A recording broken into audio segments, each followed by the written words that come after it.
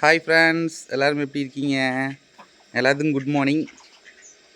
ஆதிரன் வீடியோவில் பார்க்குறதாங்க குண்டாக இருக்கிற மாதிரி தெரியுதான்.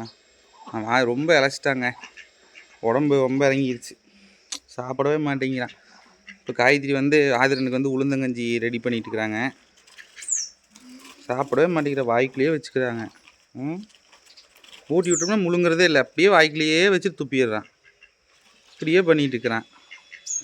மாற்றி மாற்றி கொடுத்து பார்க்கலாங்க. இப்போ உளுந்தங்கஞ்சி ரெடி ஆகிட்டு இருக்குது. பாப்பா அது என்ன சாப்பிட்றானே என்னன்னு தெரியல. என் தம்பி சிரிப்பும் இல்லை, அப்படியே பொக்குன்னே இருக்கிறானுங்க, என்னன்னே தெரியல. இன்னைக்கு காலையில் போய் நாட்டுக்கோழி மட்டும் எடுத்து வந்தாங்க அரைக்கலாம். அதான் சமைக்கணும். ஞாயிற்றுக்கிழமை. முள்ளு செடி, அது முள்ளு செடி சாமி, பிடிச்சினா முள் ஏறி கையில். உங்களுக்கு என்ன பிரச்சனை? எல்லாம் மருந்து அடித்து பாருங்கள், எல்லாம் புல் காஞ்சி போச்சுங்களா. வரும் கோஃபோர் அடித்து எல்லாம் புல் காஞ்சி போச்சுங்களா. வாத்துகளுக்கு வந்து சாப்பிட்றக்கு ஒன்றும் இல்லை, இல்லைன்னா சாப்பாடு மட்டும்தான் சாப்பிட்றதுக்கோ. அதுவும் இருமா வண்டி மீது அது முள் செடிடா. முள் பிடிச்சின்னா முள் ஏறிடுச்சாமி. செடியை பிடிக்கணுமாமா அப்போ உனக்கு.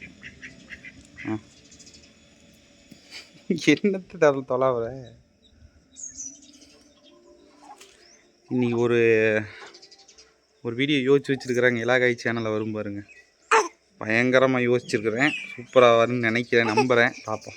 என்னத்தை பிடிக்கணும், எங்கே சாமி போகணும்?